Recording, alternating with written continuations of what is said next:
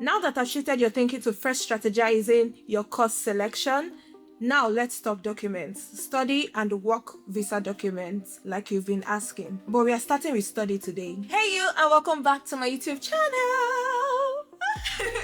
In this video series, I'll be answering frequent questions I get about study, work, and living in Ireland, and this will be based on my experience. When I was preparing to study in 2021, I had like 15 tabs open, no jokes. And they were all open because I was trying to figure out what documents I actually needed. I went down the research rabbit hole and found very useful information. However, experience will forever be the ultimate teacher. I found that some information hubs were not updated, and there are some knickknacks that you could actually use to boost your application that is not being out there, that is not being told, is not being spoken of. So let me tell you, before I even list the documents, let me enlighten you with a few nuggets of mine, okay? Always have it at the back of your mind when you are applying to study in Ireland or even any other country.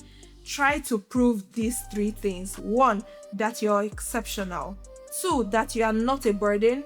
And 3, that you are going to study for your academic, personal, professional, and societal development. Follow me. Every single document they're asking for points to these three things. So therefore, you must fulfill each criterion and more. Yes, sometimes oversabi works, okay? For those that don't understand what oversabi means, oversabi is just like going the extra mile, okay? So sometimes oversabi could be what may get you the result you are looking for. Another trick I'll give you for free is anything that you claim, make sure there is a substituting provisional evidence, okay, of everything that you are claiming, everything that you state in your application. Make sure that there is a backup proof of it, okay? For example, if you say that you have funds for your tuition fee, show bank statements. If you say that, oh, this person is your sponsor, show an affidavit. If you say that, oh, you are applying to do a master's program, show your bachelor's program. That will show continuity. So everything that you're stating, make sure that there is a proof of it. If you say that you once worked in so company, make sure that there is a CV backing it up, there's an employment letter backing it up, as well as maybe a resignation letter, if as the case may be. But make sure that everything that you're stating, there is a proof backing it up, okay? To prove that you are exceptional, show transcripts, references, your results, awards, everything. You just use that to just prove a point. So basically what I'm saying is that, in summary, is everything that you're stating, make sure that there is a following proof to it for everything, because the visa office is looking for transparency. Now that I've given you my nuggets, let's list the documents needed for a study visa. 1 is the passport. 2 is the offer letter or acceptance letter from the institution. Of course, you must have already secured the offer letter from your college, all right? Next is proof of fees paid or scholarship confirmation. The visa office, at least in Nigeria, would like to see that 6,000 euros has been paid towards your tuition fee. Let me break this down, okay?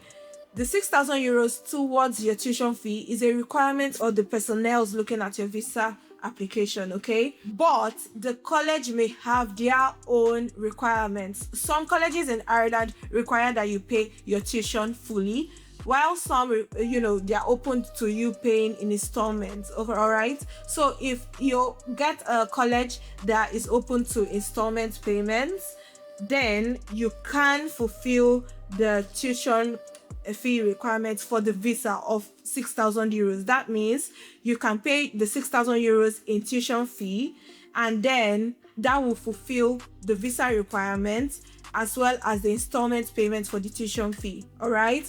However, if you get a college that is saying no, they only allow full tuition fee, then you have to pay your tuition fee upfront before coming to Ireland, which I feel is preferable. Next is proof of funds.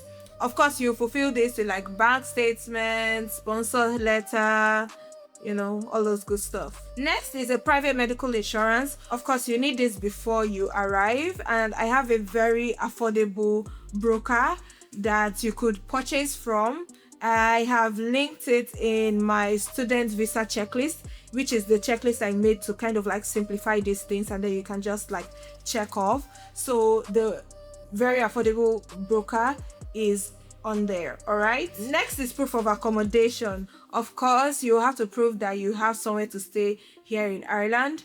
For me, this was a huge comma for me because I'm the first in my family to come here. I do not know anyone here. You know, I was just confused. But the help that I applied was to apply for a hotel that has a 0 cancellation fee tag on it.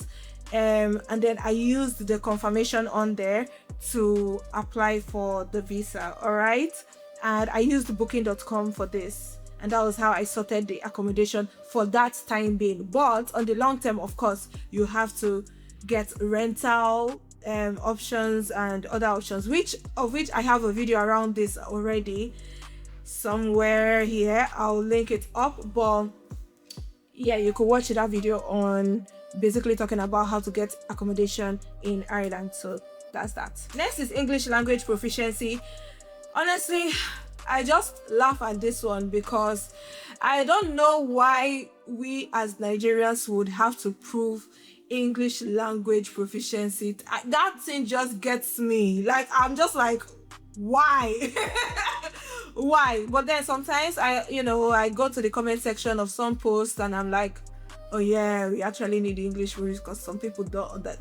That aside, anywho, you need a English language proficiency test, and this is the band score that the visa office would require is usually, I find it a bit lower than what the college could ask for. All right, because Nigeria is an English speaking country. If you want to apply to your college, you may just need a letter from your school saying that all your courses were taken in English, and then you submit that and that's it. But for the visa office, they will need to see some kind of English language test. All right, and I'm talking TOEFL, Cambridge, the Cambridge exam, IELTS, all the good stuff, even Duolingo. Now, I have a friend that while he was doing his application, he did the letter to apply to the college. He got his admission. When it was time for the visa, he used the Duolingo test. So Duolingo also qualifies as well. And all of that information is in their official website. So do well to do your own research and check that. Okay. Next, of course, is the visa application form and the photo.